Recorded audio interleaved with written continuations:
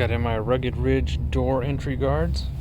I got these specifically because they cover that bolt up on the door that sticks out, looks like crap. So we'll stick these in and see how they work out. They also kind of cover up that lip there going on to the inside. So they're each in their own plastic sleeves inside the box. Flip them over, they come pre-taped with that 3M adhesive that we're all familiar with.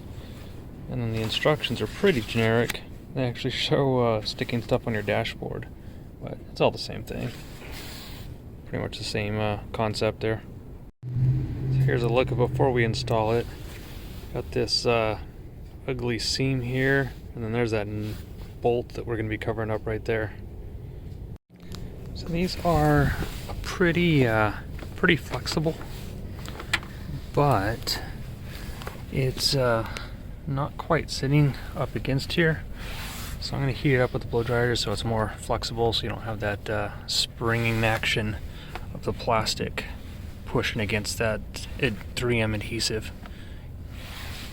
I don't want that to be struggling against the tape, so let's heat that up and soften it up a little bit. There it is. Able to get it no seams. Now there is a seam, like this doesn't overlap onto this. You can see a little bit right there, that seam.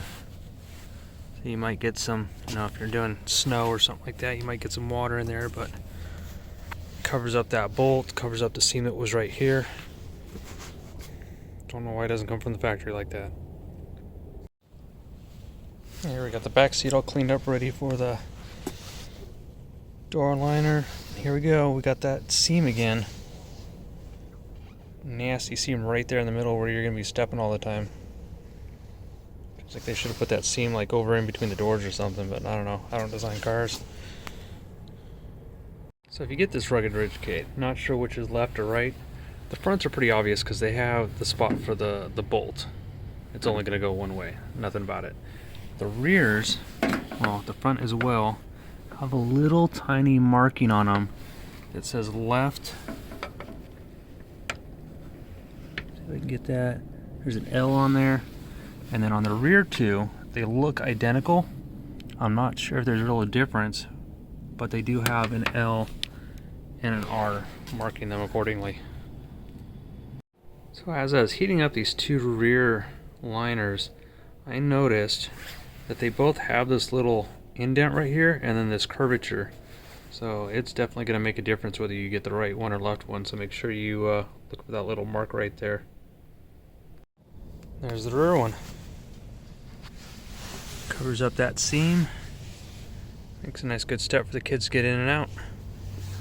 Well, if you have any questions, send them down in the comments. Appreciate it.